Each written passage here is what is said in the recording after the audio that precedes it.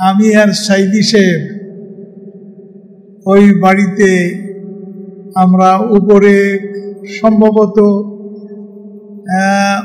19 তলা কিংবা 18 তলা ওই বাড়িতে ওই তলায় বিশ্রাম করছি দুপুরবেলা। এরপর হঠাৎ করে আমার চোখ বন্ধ হয়ে গেছে, চোখ খুলে গেছে, দেখি সাইদি সাহেব কি নিয়ে ব্যস্ত। আমি ভালো করে দেখলাম উনি এক জোড়া জুতা খুব সুন্দর করে পলিশ করতেছেন, খুব মানে যত্ন সহকারে কাজ করছেন। আমি বললাম, ভাইজান এটা কি করেন? কয় একজন আলেমী দ্বীনের আমি খেদমত করছি। আন্নালিল্লাহ, আলেমী দ্বীন কে? সে আমাকে বানাইছে আলেমী দ্বীন, আমার জুতা পরিষ্কার করছেন। সুবহানাল্লাহ। এই দেলাওয়ার হোসেন সাইদি রহমতুল্লাহ আলাইহি। কিন্তু এখানে বসে আছেন আমাদের আব্দুল্লাহ আজমি ভাই। এখানে শহীদ পরিবারের অনেক সদস্য ছিলেন, অনেকে চলে গেছেন, এখন অনেকে আছেন। আপনারা বিশ্বাস করবেন কিনা, আমাদের মতন আমি সহ আমাদের পরিবার যারা আজকে শহীদ পরিবার, তারা প্রত্যেকের এই বাংলাদেশের বাইরে বিভিন্ন দেশেই থাকার মতন সুযোগ ছিল, বছরকে বছর থাকার মতন সুযোগ ছিল, কিন্তু বাংলাদেশের বিচার ব্যবস্থার প্রতি আস্থা এবং বিশ্বাস ছিল বলেই তারা এই দেশের প্রতি আনুগত্য করে থেকে গেছেন। অধ্যাপক গোলাম আজম সাহেব, তার 5টা ছেলে লন্ডনে থাকে, ইংল্যান্ডে থাকে। কয় বছর থাকা লাগবে? তা থাকতে পারতেন কিনা, যেতে পারতেন কিনা? জান নাই। এই দেশের বিচার বিভাগের প্রতি আস্থা রেখেছিলেন, কিন্তু আমরা ন্যায় বিচার পাই নাই। এদেশের আজকে কালকে আগামী 2-4 দিন দেখেন, বাংলাদেশের অসংখ্য নেতারা, কেন্দ্রীয় পর্যায়ের জাতীয় পর্যায়ের নেতারা চিকিৎসার জন্য বিদেশে চলে যাচ্ছেন। কিন্তু এই দেশকে ভালোবেসে বাংলাদেশ জামাত ইসলামীর আমির ইচ্ছে থাকলে, সুযোগ থাকা সত্ত্বেও তিনি এই দেশের মাটিতে এই দেশের চিকিৎসা ব্যবস্থার প্রতি আস্থা রেখে বুকটা ফেরে দিচ্ছেন। আমি অনুরোধ করবো যারা এখানে শহীদ পরিবারের সন্তানরা আছে, সবাই যার যার বিচারকদের প্রতি, বিচারকদের বিরুদ্ধে মামলা করা উচিত, যারা শপথ ভঙ্গ করে সরকারের গোলাম হয়ে রায় দিয়েছে। সেই এসকে সিনহা লন্ডনে, আমেরিকাতে ওখানে সাক্ষাৎকারে স্পষ্ট বলেছে, স্বীকার করেছে, পৃথিবীর ইতিহাসে আজকে প্রথম প্রধান বিচারপতি জেলে আছে। এই সবগুলোকে এই হত্যার হুকুমের আসামি করে মামলা করতে হবে।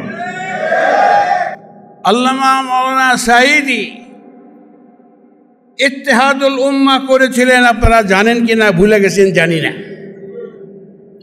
ইত্তেহাদুল উম্মাহর যেই প্রয়োজনীয়তা ছিল সেই যুগে, সেই প্রয়োজনীয়তা এখন হয়ে গেছে। এখন ইসলামের দুশমন যারা, ইসলামের শত্রু যারা, তারা ইসলামকে ধ্বংস করে দেওয়ার জন্য জাতীয় আন্তর্জাতিক চক্রান্ত করছে, ইসলামী লোকদের ভিতরে অনৈক্য সৃষ্টি করে দেওয়া। আর ঐক্য কায়েমের জন্যে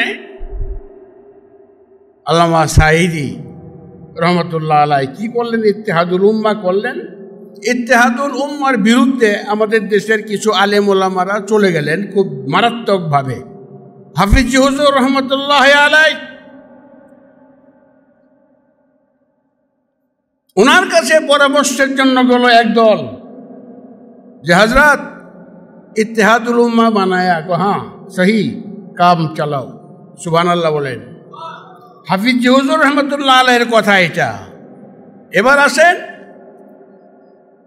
রাজনৈতিক দৃষ্টিকোণ থেকে হাফিজ হুজুর বা হাফিজ হুজুরের অনুসারী যারা, সাঈদী সাহেবের সাথে একটু দ্বন্দ্ব ছিল আদর্শগত দিক থেকে, কিন্তু হাফিজ হুজুর রহমতুল্লাহ আলাইহি যেদিন এই দুনিয়া ছেড়ে চলে গেলেন, ওই দিন পুরা জানাজার বিশাল জমায়েতটা কন্ট্রোল করেছিলেন মৌলানা দিলওয়ার হোসেন সাঈদী রহমতুল্লাহ। আল্লামা সাঈদী শহীদ, আর হ্যাঁ, তিনি এক চিরন্তন জীবনে আল্লাহ তাআলার পুরস্কারে ধন্য, আমাদের উচিত তাকে স্মরণ করা, কারণ তিনি আমাদের বাবা, তিনি আমাদের সনদ।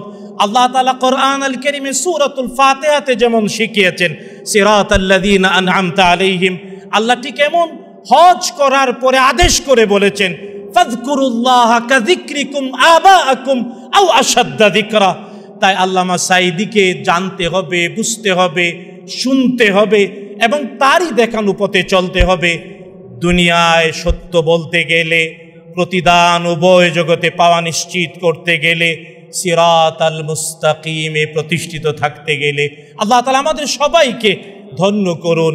আমরাও যাতে সত্য বলতে পারি, আমরাও যাতে প্রতিদানে ধন্য হই, আমরাও যাতে হেদায়েতের উপর প্রতিষ্ঠিত থেকে দুনিয়ায় বেঁচে থাকবো বটে, তবে চিরন্তন চিরস্থায়ী সুখের জান্নাতের অধিকারী হতে পারি। আর হ্যাঁ, যারা বিরোধিতা করে তাদেরকে দাওয়াত দিতে হবে, ডাকতে হবে। তবে হ্যাঁ, কিছু দুষ্টকে দৃষ্টান্তমূলক শাস্তি দিতে হবে, যাতে বেয়াদবি করার ক্ষমতা আর কেউ না পায়। সুতরাং আজকের আয়োজনে এটাও দাবি, যারাই বেয়াদবি করেছে কোরআনের পাখির সাথে অতি দ্রুত তাদের দৃষ্টান্তমূলক শাস্তির ব্যবস্থা করতে হবে। যত ষড়যন্ত্রই চলুক, এই দেশটাকে যেন কেউ ধ্বংস না করতে পারে। আমাদের বাহ্যিক প্রচেষ্টার সাথে আমি বলবো আমাদের আধ্যাত্মিক শক্তিকেও কাজে লাগাতে হবে। কি রাজি আছেন? এজন্য আমার সংক্ষেপ পরামর্শ, দিনে 2 রাকাত, রাতে 2 রাকাত সালাতুল হাজাত আমরা নিয়মিত আদায় করব। আমি তো প্রায় 3 যুগ পর্যন্ত আমলের চেষ্টা করতেছি। আল্লাহ যেন দিন কায়েম করে দেন, এদের জন্য ইসলামী হয়ে যায়, আমরা এটা চেষ্টা করব। আর সার্বক্ষণিক আমাদের আমল থাকবে হাসবুনাল্লাহু ওয়া নি'মাল ওয়াকিল, নি'মাল মাওলা ওয়া নি'মান নাসির। এমন এক আমিরে জামাত আল্লাহ আমাদেরকে উপহার দিয়েছেন।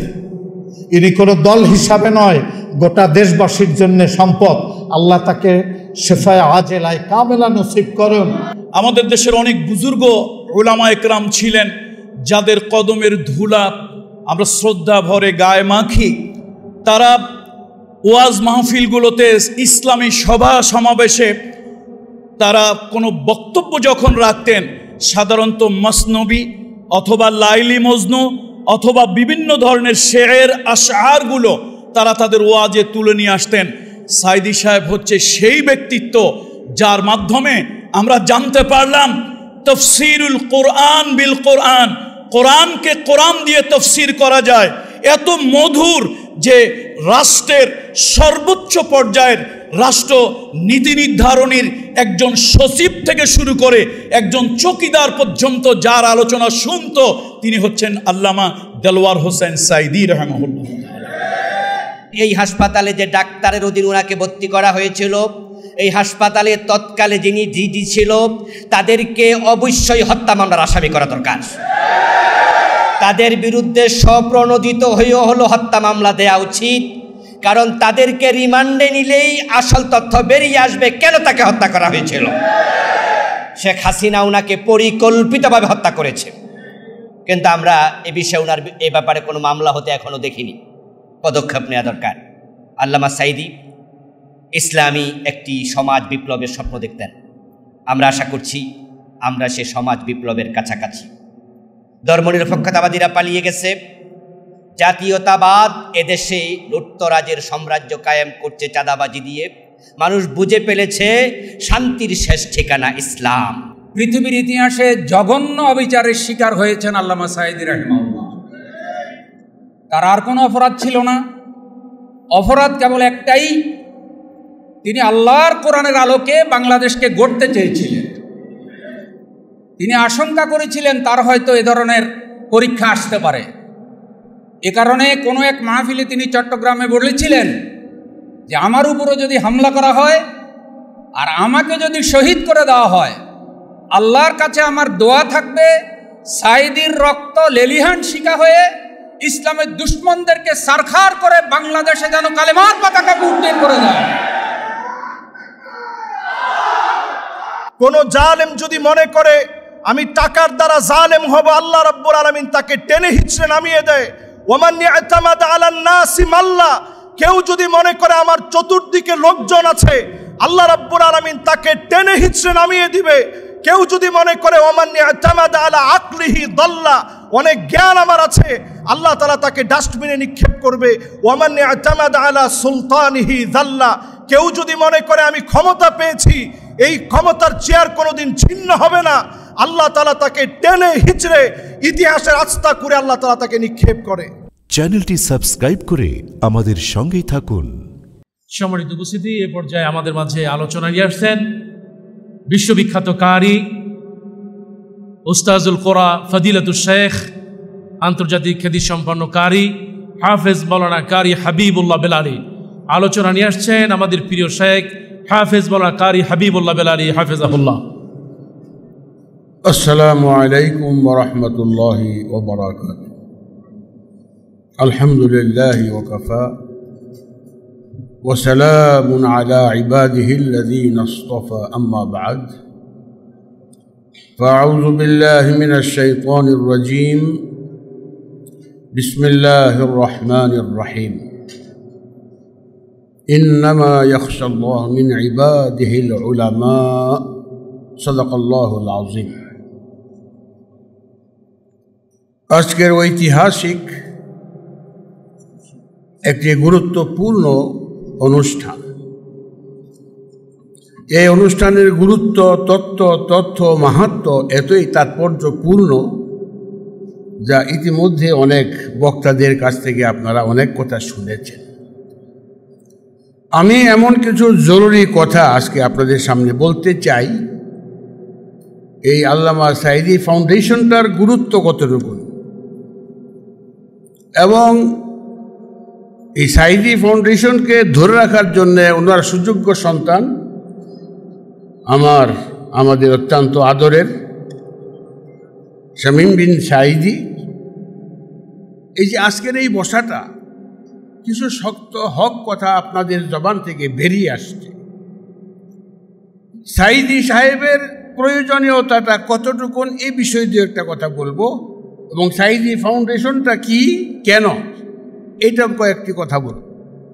আল্লামা মাওলানা সাঈদী ইত্তেহাদুল উম্মাহ করেছিলেন, আপনারা জানেন কিনা ভুলে গেছেন জানি না। ইত্তেহাদুল উম্মাহর যেই প্রয়োজনীয়তা ছিল সেই যুগে, সেই প্রয়োজনীয়তা এখন হয়ে গেছে। এখন ইসলামের দুশমন যারা, ইসলামের শত্রু যারা, তারা ইসলামকে ধ্বংস করে দেওয়ার জন্য জাতীয় আন্তর্জাতিক চক্রান্ত করছে, ইসলামী লোকদের ভিতরে অনৈক্য সৃষ্টি করে দেওয়া। আর ঐক্য কায়েমের জন্য আল্লামা সাঈদী রহমতুল্লাহ আলাইহি কি করলেন? ইত্তেহাদুল উম্মাহ করলেন। ইত্তেহাদুল উম্মাহর বিরুদ্ধে আমাদের দেশের কিছু আলেম ওলামারা চলে গেলেন খুব মারাত্মকভাবে। হাফিজ হুজুর রহমতুল্লাহ আলাইহি ওনার কাছে পরামর্শের জন্য গেল একদল, যে হযরত ইত্তেহাদুল উম্মাহ বানায়া, হ্যাঁ সহি কাম চালাও, সুবহানাল্লাহ বলেন। হাফিজ হুজুর রহমতুল্লাহ আলাইহির কথা এটা। এবার আসেন রাজনৈতিক দৃষ্টিকোণ থেকে হাফিজ হুজুর বা হাফিজ হুজুরের অনুসারী যারা, সাঈদী সাহেবের সাথে একটু দ্বন্দ্ব ছিল আদর্শগত দিক থেকে, কিন্তু হাফিজ হুজুর রহমতুল্লাহ আলাইহি যেদিন এই দুনিয়া ছেড়ে চলে গেলেন, ওই দিন পুরা জানাজার বিশাল জমায়েতটা কন্ট্রোল করেছিলেন মৌলানা দিলওয়ার হোসেন সাঈদী রহমতুল্লাহ। সাঈদী সাহেবের রেখে যাওয়া আহ্বান, ঐক্যের আহ্বান, এটাকে আমাদের কাজে লাগাইতে হবে। আজ আমি আপনাদের সামনে জোর গলায় বলতে চাই, যদি কোনো কারণে ইসলামী দল হোক, কোনো পীর হোক, যেই হোক, যদি তার কারণে অনৈক্য হয়, এদেশে আবার ইসলামের শত্রুরা মাথা চড়া দিয়ে উঠবে, কোথাও পালাইবার জায়গা থাকবে না। তাই সাঈদী ফাউন্ডেশনকে অনুরোধ করব, শামীম বিন সাঈদীকে, যে এই ফাউন্ডেশনকে নিয়ে সামনের দিকে চলার জন্যে। আমার আরও কথা ছিল, অনুষ্ঠান একটা বড় সড়ো করেন সারাদিনের জন্য, অনেক কথা আছে, জরুরি কথা। আগে তো কানে আওয়াজ দিয়েছে, এখন পিছন দিক দিয়ে একটু ইশারাও দেওয়া হচ্ছে শর্ট করে দেওয়ার জন্য। যাই হোক, যতটুকুন করেছি শেষ কথা একটাই, আল্লাহ পাক যেন সাইদি রহমতুল্লাহ আলাইয়ের যে আদর্শ ছিল, উদ্দেশ্য ছিল, লক্ষ্য ছিল, সেটাকে যেন ঐক্যের মাধ্যমে আমরা কায়েম করে আগামী দিন বাংলার জমিনে ইসলামী হুকুমত চালু হয়, আল্লাহ সেই ব্যবস্থা করে দেখ। আমিন। ওয়া আখিরু দাওয়ানা আনিল হামদুলিল্লাহি রাব্বিল আলামিন। আসসালামু আলাইকুম ওয়া রাহমাতুল্লাহি ওয়া বারাকাতুহু। এই পর্যায়ে আমাদের মাঝে আলোচনা নিয়ে আসছেন বিশিষ্ট মিডিয়া ব্যক্তিত্ব আমাদের প্রিয় ভাই শাহ ওয়ালিউল্লাহ হাফেজাহুল্লাহ। আলোচনা নিয়ে আসছেন শাহ ওয়ালিউল্লাহ। আসসালামু আলাইকুম ওয়া রাহমাতুল্লাহি ওয়া বারাকাতুহু। আলহামদুলিল্লাহ ওয়াসসালাতু ওয়াসসালামু আলা রাসূলিল্লাহি ওয়া বা'দ। আজকের এই আয়োজন এবং আমরা যারা শুনছি এবং যারা মিডিয়ার কল্যাণে এখন শুনছেন বা সামনেও শুনবেন, একটা খুবই সত্য কথা যে কোরআন এবং সুন্নাহ যা আমাদের মেরুদণ্ড, আজ আমাদের পরিচায়ক, এদেশের আকাশে বাতাসে সারা পৃথিবীতে যার কণ্ঠে সবার কানে পৌঁছেছে, এমনকি যারা ইসলামকে পছন্দ করেন না তারাও যার বক্তব্যকে হৃদয় দিয়ে শুনেছেন, ঠিক এমন মকবুল ব্যক্তিত্ব আল্লামা দেলাওয়ার হুসাইন সাঈদী। আল্লাহ সুবহানাহু ওয়া তাআলা তাকে শহীদ বলে কবুল করেছেন। মুহাম্মদুর রাসূলুল্লাহ সাল্লাল্লাহু তাআলা আলাইহি ওয়াসাল্লামের এই হাদিস তার জীবনে বাস্তব। বিশ্বনবী সাল্লাল্লাহু আলাইহি ওয়াসাল্লাম বলেছেন, মান ক্বালা বিহি সাদাকা, কোরআন দিয়ে যে কথা বলে সে সত্য বলে। অন্তত আমি, এমনকি আমাদের শিক্ষক সহ আজকেও এখানে যারা আর এই মুসলিম উম্মাহ বাংলা ভাষায় যারা কথা বলে তারা সাক্ষী যে আমাদের এই সনদ, তিনি যখন কথা বলতেন, মাহফিলে বক্তব্য রাখতেন, তার কথায় কোরআনের দলিল যেভাবে আসতো, অনেকেরই 10 ঘন্টা, 5 ঘন্টা, 2 ঘন্টা, আধা ঘন্টা বক্তৃতা, কিন্তু একটা আয়াতও খুঁজে পাওয়া যায় না। তাদের শিখা উচিত কথা বলতে হবে কোরআন থেকে, তাইলেই চিরন্তন সত্য বলা যাবে। শুধু তাই না, মান আমিলা বিহি উজিরা, কোরআন দিয়ে যে আমল করে সেই প্রতিদান পায় উভয় জগতে। শুধু তাই না, যে কোরআনের দিকে আহ্বান করে সেই চিরন্তন সত্য পথে, জান্নাতের পথে চলে। আর তাই তো আল্লাহ তাআলা তাকেও শহীদ বলে কবুল করেছেন, চিরন্তন একটা জীবন দেওয়ার জন্যে। আল্লাহ তাআলা তাই আমাদেরকে বলেছেন, ওয়ালা তাহসাবান্নাল্লাযীনা কুতিলু ফি সাবিলিল্লাহি আমওয়াতান বাল আহইয়াউন ইনদা রাব্বিহিম ইউরযাকুন। আমরা কোরআনের আয়াত যাতে ভুলে না যাই, আল্লামা সাঈদী শহীদ, আর তিনি এক চিরন্তন জীবনে আল্লাহ তাআলার পুরস্কারে ধন্য। আমাদের উচিত তাকে স্মরণ করা, কারণ তিনি আমাদের বাবা, তিনি আমাদের সনদ। আল্লাহ তাআলা কোরআন আল কারীমে সূরাতুল ফাতিহাতে যেমন শিখিয়েছেন, সিরাতাল্লাযীনা আনআমতা আলাইহিম, আল্লাহ ঠিক এমন হজ করার পরে আদেশ করে বলেছেন, ফাযকুরুল্লাহা কাযিকরিকুম আবাআকুম আও আশাদ্দা যিকরা। তাই আল্লামা সাঈদীকে জানতে হবে, বুঝতে হবে, শুনতে হবে এবং তারই দেখানো পথে চলতে হবে। দুনিয়ায় সত্য বলতে গেলে, প্রতিদান উভয় জগতে পাওয়া নিশ্চিত করতে গেলে, সিরাতাল মুস্তাকিমে প্রতিষ্ঠিত থাকতে গেলে আল্লাহ তাআলা আমাদের সবাইকে ধন্য করুন। আমরাও যাতে সত্য বলতে পারি, আমরাও যাতে প্রতিদানে ধন্য হই, আমরাও যাতে হেদায়েতের উপর প্রতিষ্ঠিত থেকে দুনিয়ায় বেঁচে থাকবো বটে, তবে চিরন্তন চিরস্থায়ী সুখের জান্নাতের অধিকারী হতে পারি। আর যারা বিরোধিতা করে তাদেরকে দাওয়াত দিতে হবে, ডাকতে হবে। তবে কিছু দুষ্টকে দৃষ্টান্তমূলক শাস্তি দিতে হবে, যাতে বেয়াদবি করার ক্ষমতা আর কেউ না পায়। সুতরাং আজকের আয়োজনে এটাও দাবি, যারাই বেয়াদবি করেছে কোরআনের পাখির সাথে অতি দ্রুত তাদের দৃষ্টান্তমূলক শাস্তির ব্যবস্থা করতে হবে। আল্লাহ তাআলা আমাদের জাতির ভবিষ্যৎ যথার্থ নিশ্চিত করার জন্যে এই কাজগুলো করার তৌফিক দেন, আমিন। আয়োজকদেরকে আবারও মুবারকবাদ জানিয়ে আমি আমার কথা শেষ করছি। আসসালামু আলাইকুম ওয়া রাহমাতুল্লাহি ওয়া বারাকাতুহু। সম্মানিত উপস্থিতি, এ পর্যায়ে আমাদের মাঝে আলোচনা নিয়ে আসছেন চরমোড়ায়ের মরহুম পিসা হুজুর রহমাতুল্লাহ আলাইহির কলিজার টুকরা সন্তান, জামে কাশিমিয়া নরসান্দির সাবেক মুহাদ্দিস ফদিলাতুল শেখ ফিরদাউস বিন ইসহাক, ফদিলাতুল শেখ ফিরদাউস বিন ইসহাক হাফিজাহুল্লাহ। আসসালামু আলাইকুম ওয়া রাহমাতুল্লাহি ওয়া বারাকাতুহু।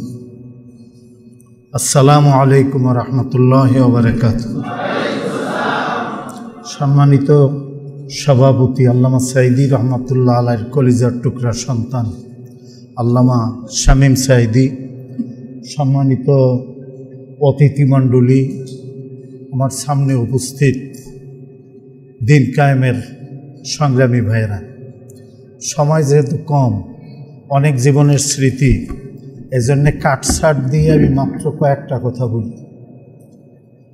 প্রথম কথা হলো শহীদ আল্লামা দেলোয়ার হোসেন সাইদি রহমতুল্লাহ আলাইকে আল্লাহ পাক জান্নাতুল ফেরদাউসের উচ্চ মাকাম দান করুন। ফি মাকাদে সিদকিন ইনদা মালিকিন মুক্তাদির। আমরা তো বলি কোরআনের পাখি, আল্লাহ তাকে উসফুরুম মিন আসাফিরিল জান্নাহ হিসাবে কবুল করেন। আল্লামা সাইদি রহমতুল্লাহ আলাই সহ যারা সোহাদাই জামাত, সোহাদাই ইসলাম, তাদেরকে আল্লাহ পাক কবুল করুন। বিশেষ করে ওই শাপলা চত্বরে অসহায় ছোট নাবালেক হাফেজে কোরআন যারা শহীদ হয়েছেন, তাদেরকে আল্লাহ পাক কবুল করে নিন, জান্নাতের উচ্চ মাকাম দান করুন। দেশপ্রেমিক আমাদের দেশের সৈনিক যারা শহীদ হয়েছিলেন পিলখানা হত্যাকাণ্ডে, আল্লাহ পাক তাদেরকেও শহীদ হিসাবে কবুল করে নিন।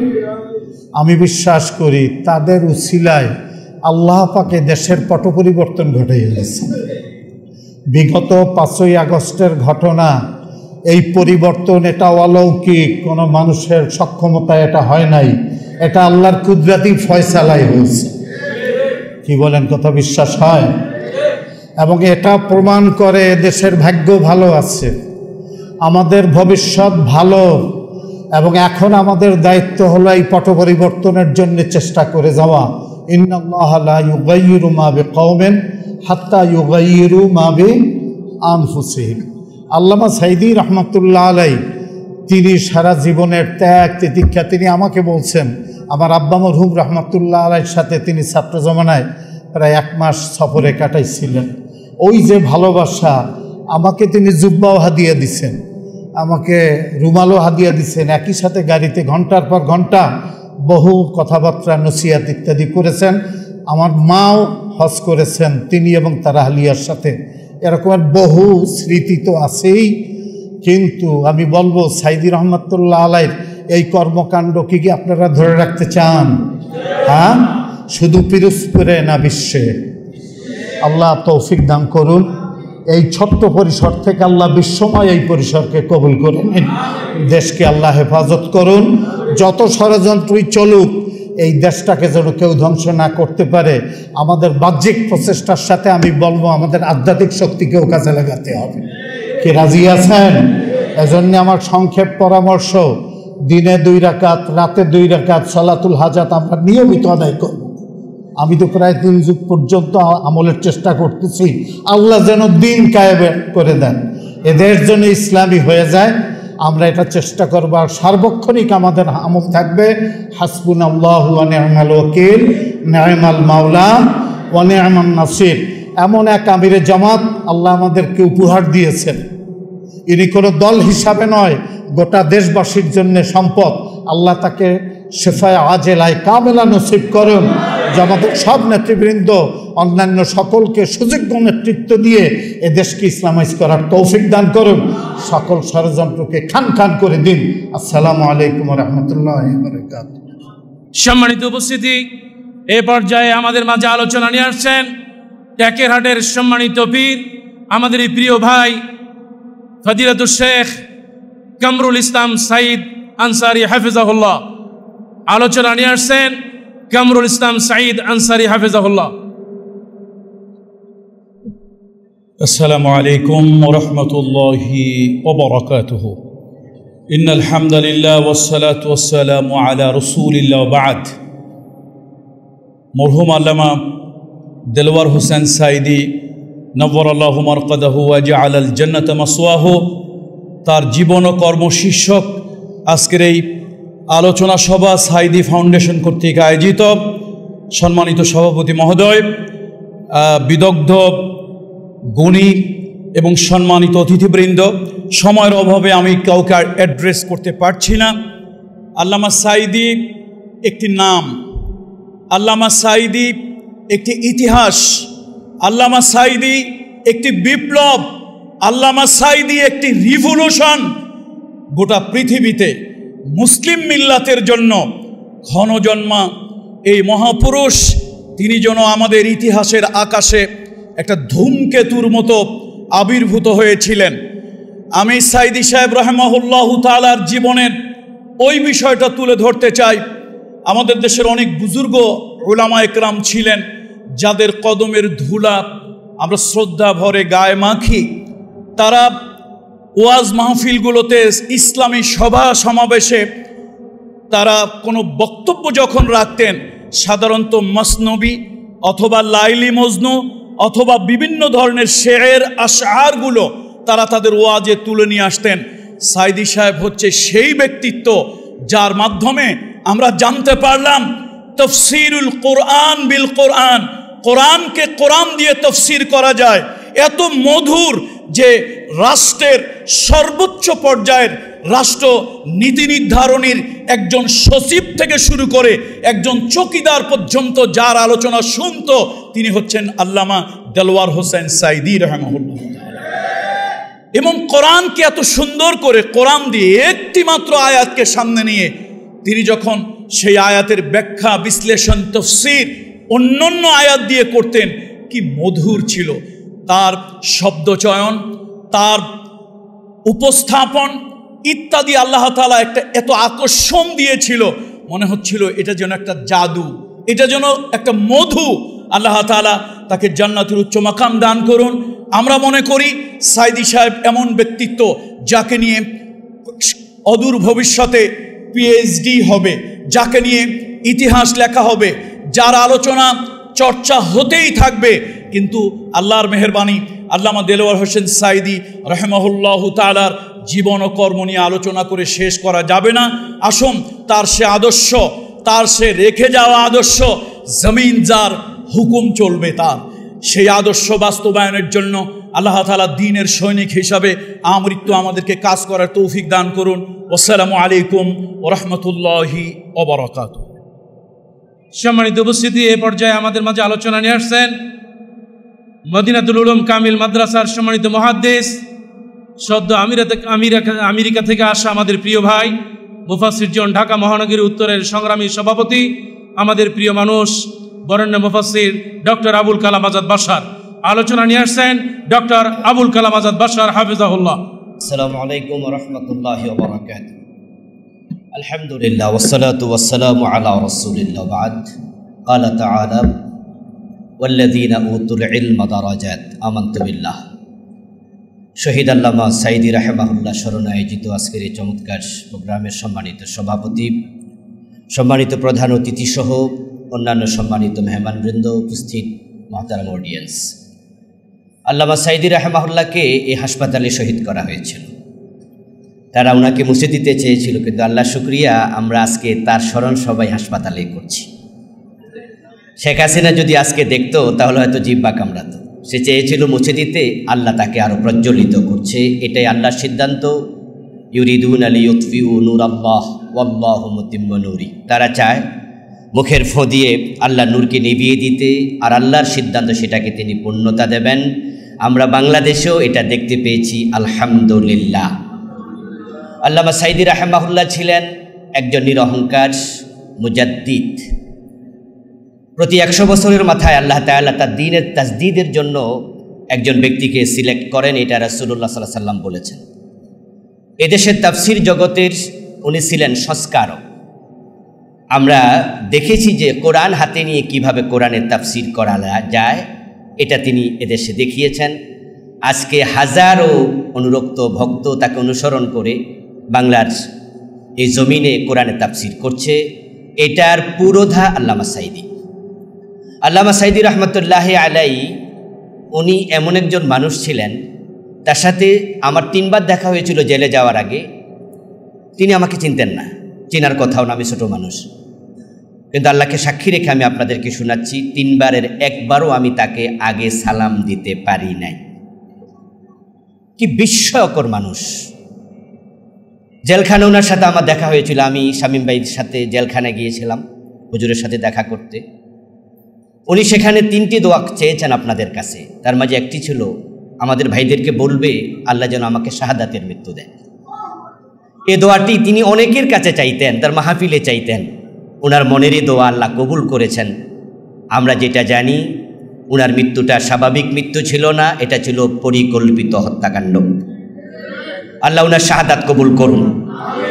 শেষ দিকে আমি যে কথা বলতে চাই সেটা হচ্ছে, এই হাসপাতালে পরিকল্পিতভাবে ওনাকে এনে যারা ওনাকে হত্যা করেছে, এখন সরকার পরিবর্তন হয়েছে, সময় উল্টে গেছে। আমি অনুরোধ করব শামীম ভাইয়ের কাছে, আল্লামা সাইদি ফাউন্ডেশনের কাছে, জামাত ইসলামীর কাছে, এবং যারা আইনজীবী আছে বাংলাদেশে, সুপ্রিম কোর্ট অ্যাডভোকেট, আপনার হাইকোর্টে যারা ওনাকে ভালোবাসে, তাদের কাছে যে কোনো একজন আমার অনুরোধটা যেন রাখেন। সেটা হচ্ছে, এই হাসপাতালে যে ডাক্তারের অধীন ওনাকে ভর্তি করা হয়েছিল, এই হাসপাতালে তৎকালে যিনি ডিডি ছিল, তাদেরকে অবশ্যই হত্যা মামলার আসামি করা দরকার। তাদের বিরুদ্ধে স্বপ্রণোদিত হয়েও হলো হত্যা মামলা দেওয়া উচিত। কারণ তাদেরকে রিমান্ডে নিলেই আসল তথ্য বেরিয়ে আসবে কেন তাকে হত্যা করা হয়েছিল। শেখ হাসিনা ওনাকে পরিকল্পিতভাবে হত্যা করেছে, কিন্তু আমরা এ বিষয়ে ওনার এ ব্যাপারে কোনো মামলা হতে এখনো দেখিনি। পদক্ষেপ নেওয়া দরকার। আল্লামা সাইদি ইসলামী একটি সমাজ বিপ্লবের স্বপ্ন দেখতেন। আমরা আশা করছি আমরা সে সমাজ বিপ্লবের কাছাকাছি। ধর্মনিরপেক্ষতাবাদীরা পালিয়ে গেছে, জাতীয়তাবাদ এদেশে লুটতরাজের সাম্রাজ্য কায়েম করছে চাঁদাবাজি দিয়ে। মানুষ বুঝে ফেলেছে শান্তির শেষ ঠিকানা ইসলাম। এজন্য আসুন আগামী সংসদে আল্লামা সাইদির স্বপ্ন বাস্তবায়ন করার জন্য, কোরআনকে পাঠানোর জন্য আমরা একসাথে কাজ করি। আল্লাহ তৌফিক দান করুন, আমিন। আসসালামু আলাইকুম ওয়া রাহমাতুল্লাহি ওয়া বারাকাতুহু। সম্মানিত উপস্থিতি, এ পর্যায়ে আমাদের মাঝে আলোচনা নিয়ে আসছেন অন্যতম ইসলামী চিন্তাবিদ, বাংলাদেশ মজলিসুল মুফাসসিরিন কেন্দ্রীয় সিনিয়র যুগ্ম মহাসচিব, আমাদের প্রিয় ভাই মাওলানা ফখরুদ্দিন আহমেদ। আলোচনা নিয়ে আসছেন মাওলানা ফখরুদ্দিন আহমেদ হাফিজাহুল্লাহ। আসসালামু আলাইকুম ওয়া রাহমাতুল্লাহি ওয়া বারাকাতুহু। আলহামদুলিল্লাহ ওয়াসসালাতু ওয়াসসালামু আলা রাসূলিল্লাহ। বাদ কথা তো অনেক, আমি দুটো কথা বলতে চাই। আমার হাতে দৈনিক ইত্তেফাক 18 সেপ্টেম্বর 2014 সালের পত্রিকা। হেডলাইন করেছে সাইদির আমৃত্যু জেল। অপরাধ কি? অপরাধ হলো দর্শন, হত্যা, ধর্মান্তরিতকরণ। এইসব অপরাধের কারণে ওনাকে আমৃত্যু জেল দেওয়া হয়েছে, এবং আরও 2টি অপরাধের জন্য 22 বছরের জেল। মুক্তিযুদ্ধকালে আল্লামা সাইদি রাহিমাহুল্লাহ নারী দর্শন করেছেন এবং হত্যা করেছেন, খুন করেছেন। এইসব অভিযোগ শয়তানেও বিশ্বাস করবে না। এইসব বিচার দেখে শয়তান হয়তো নাকে রুমাল দিয়ে হাসছে আর বলছে যে ওরা তো আমারও ওস্তাদ হয়ে গেছে। পৃথিবীর ইতিহাসে জঘন্য অবিচারের শিকার হয়েছেন আল্লামা সাইদি রাহিমাহুল্লাহ। তার আর কোনো অপরাধ ছিল না। অপরাধ কেবল একটাই, তিনি আল্লাহর কোরআনের আলোকে বাংলাদেশকে গড়তে চেয়েছিলেন। তিনি আশঙ্কা করেছিলেন তার হয়তো এ ধরনের পরীক্ষা আসতে পারে। এ কারণে কোনো এক মাহফিলে তিনি চট্টগ্রামে বলেছিলেন যে আমার উপরে যদি হামলা করা হয় আর আমাকে যদি শহীদ করে দেওয়া হয়, আল্লাহর কাছে আমার দোয়া থাকবে সাইদির রক্ত লেলিহান শিকা হয়ে ইসলামের দুশ্মনদেরকে সারখার করে বাংলাদেশে যেন কালেমার পতাকাকে উড্ডীন করে দেয়।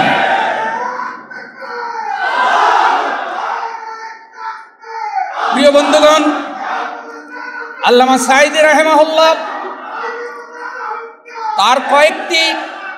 তার কয়েকটি উদ্ধৃতির কারণে বোঝা যায় যে তিনি শুধু কেবল একজন গতানুগতিক আলেম ছিলেন না, তিনি শুধু একজন বক্তা ছিলেন না, তিনি ছিলেন এদেশে ওয়াজের ময়দানে কোরআনের বয়ান চালু করার, তাফসীর মাহফিল চালু করার কারিগর।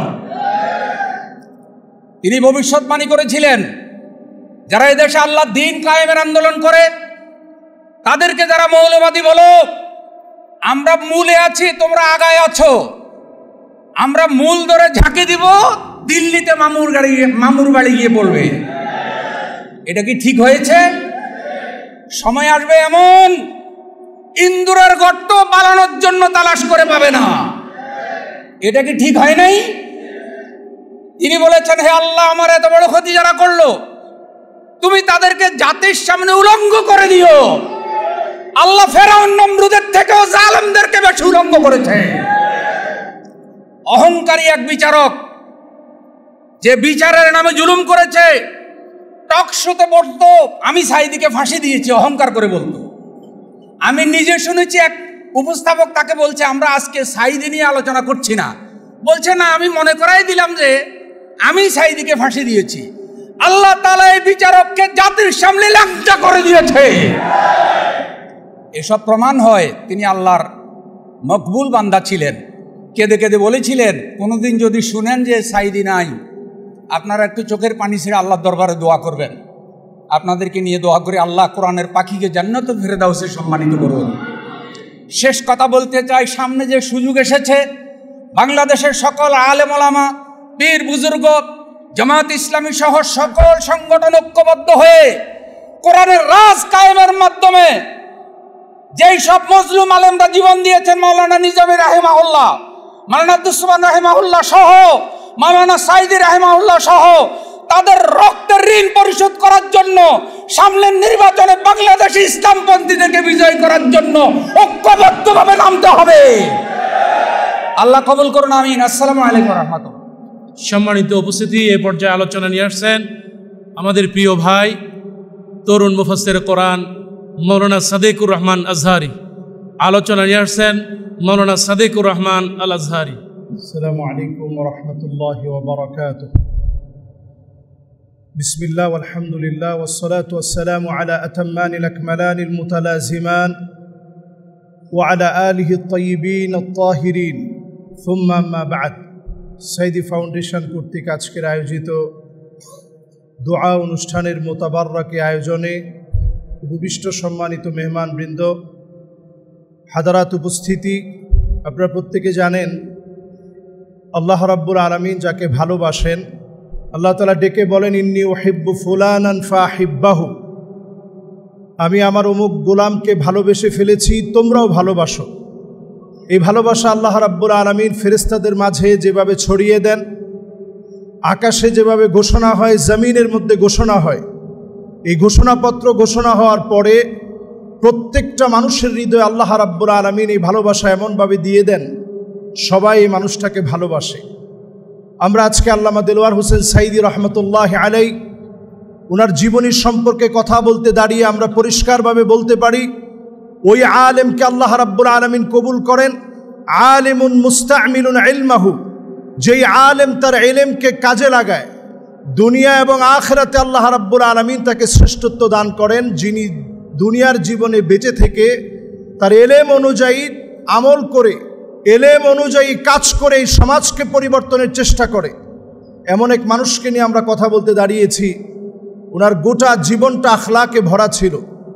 আমরা যতটুকুন ওনাকে দেখেছি, যতটুকুন সান্নিধ্য পেয়েছি, পুরাটাই আমরা দেখেছি ওনার আখলাকের দ্বারা উনি ওনার দিনকে, আল্লাহর দিনকে বিজয়ের জন্য চেষ্টা করেছেন। আমরা বহু আলেম এখন আছি, আলেমরা কথা বলি ঠিক, অন্তরে আমরা সেটা লালন করি না, অন্তরে লালন করলে সেটা বাস্তবায়নের চেষ্টা করি না।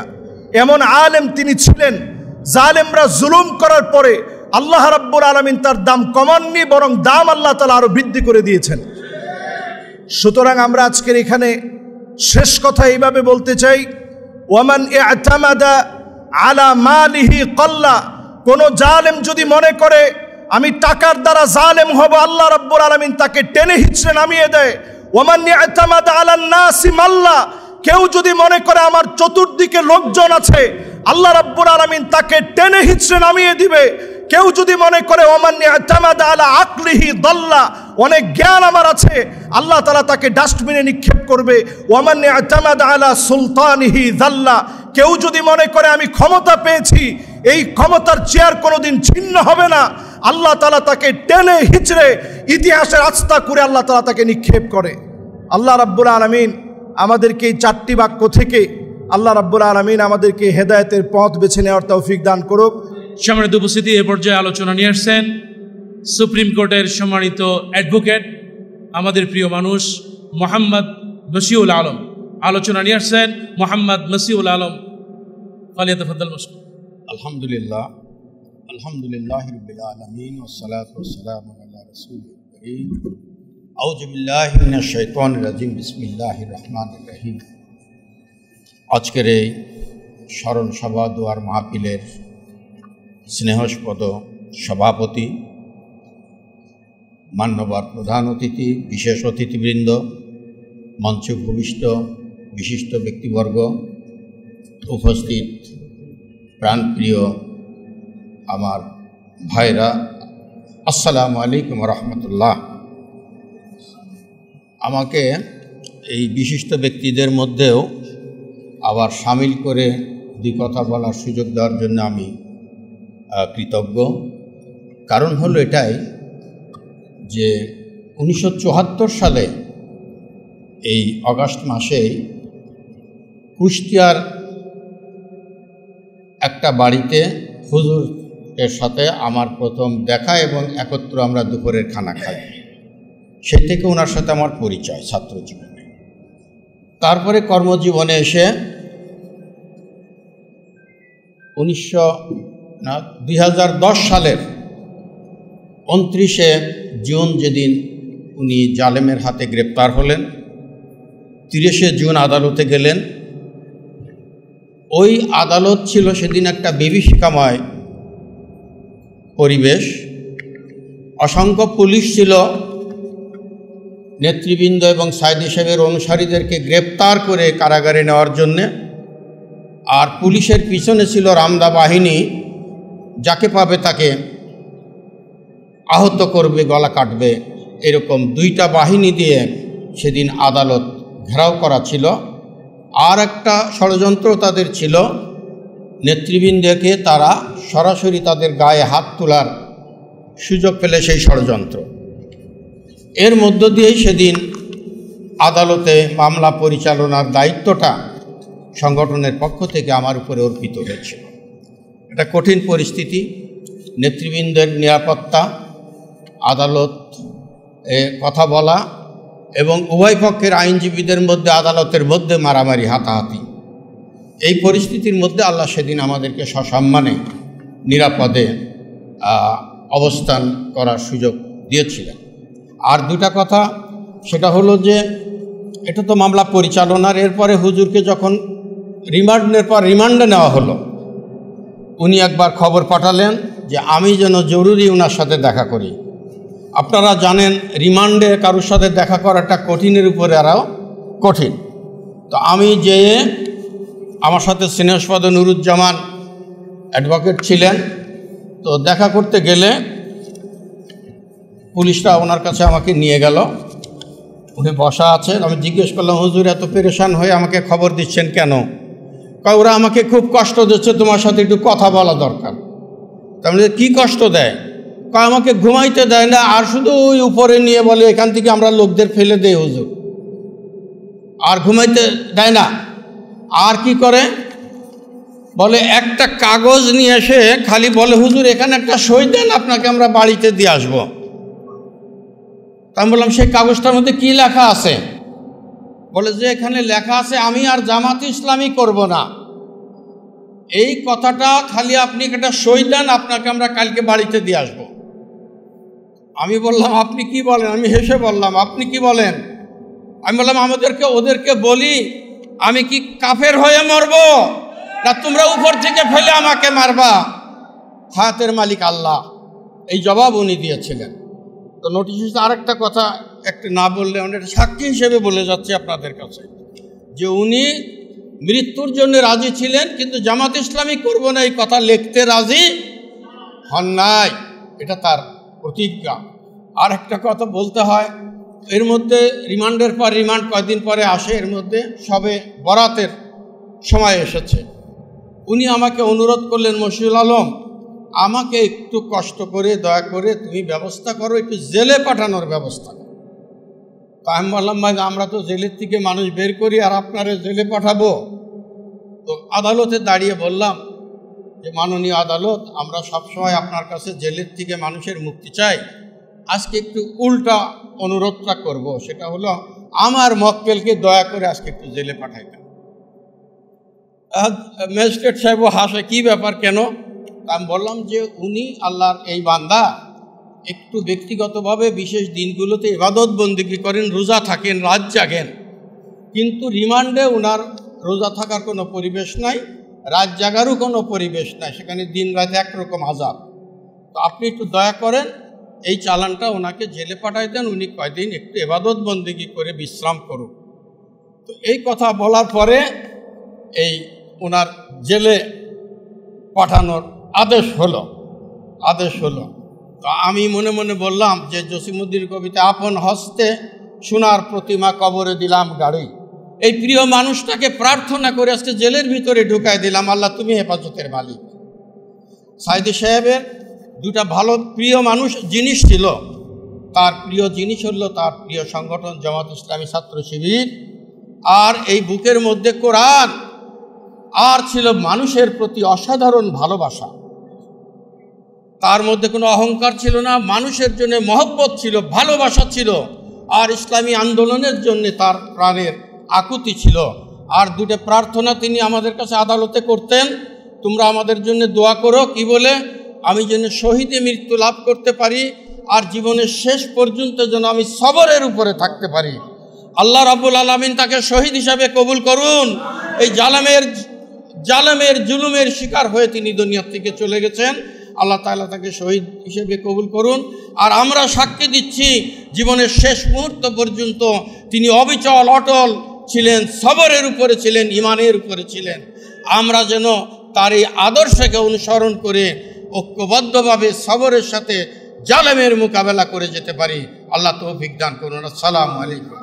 সম্মানিত উপস্থিতি, এ পর্যায়ে আলোচনা নিয়ে আসছেন আল্লামা সাঈদী রাহিমাহুল্লাহ প্রতিষ্ঠিত প্রতিষ্ঠান, বাংলাদেশের স্বনামধন্য প্রতিষ্ঠান দারুল কোরআন সিদ্দিকিয়া কামিল মাদ্রাসার এক সময়ের গর্বিত মেধাবী ছাত্র, শহীদি কাফেলা বাংলাদেশ ইসলামী ছাত্র শিবিরের সম্মানিত সেক্রেটারি জেনারেল, সংগ্রামী নেতা, আমাদের প্রিয় ভাই জনাব মোহাম্মদ নুরুল ইসলাম সাদ্দাম আলোচনা নিয়ে আসছেন। জনাব মোহাম্মদ নুরুল ইসলাম সাদ্দাম। আলহামদুলিল্লাহ, আলহামদুলিল্লাহি কাফা ওয়া সালামুন আলা ইবাদিহিল্লাযিনা ইসতাফা, আম্মা বা'দ। রব্বি ইশরাহ লি সাদরি ওয়া ইয়াসসির লি আমরি ওয়াহলুল উকদাতাম মিন লিসানি ইয়াফকাহু কওলি। ক্বালা রাসূলুল্লাহ সাল্লাল্লাহু আলাইহি ওয়াসাল্লাম, ইন্না আসদাকাল হাদিসি কিতাবুল্লাহ ওয়া আহসানাল হাদী হাদী মুহাম্মাদিন সাল্লাল্লাহু আলাইহি ওয়াসাল্লাম, ওয়া শাররুল উমুরি মুহদাসাতুহা ওয়া কুল্লু মুহদাসাতিন বিদআহ ওয়া কুল্লু বিদআতিন দালালাহ ওয়া কুল্লু দালালাতিন ফিন্নার।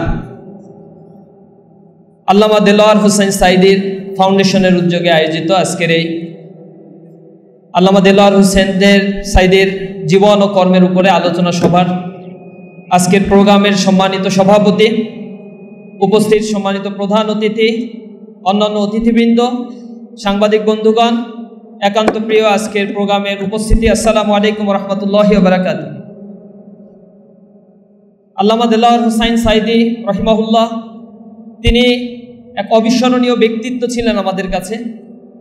তার যে জীবন কর্ম আমাদের কাছে যেমন ছিল অনুপ্রেরণার উৎস, বাতিলের কাছে ছিলেন তিনি তেমনিভাবে এক মহা আতঙ্কের নাম। তার বক্তব্যগুলো যখন আমাদের কাছে দিতেন, ময়দানে যখন তিনি হুঙ্কার দিতেন, আমার মনে হয় শয়তান তার বক্তব্যের আওয়াজ যতক্ষণ পর্যন্ত পেত, সেই এরিয়া পর্যন্ত শয়তানের ঢুকতেও কষ্ট হইত। আল্লাহ রাব্বুল আলামিন এই মহৎ ব্যক্তির পাশে থাকার সুযোগ দিয়েছেন।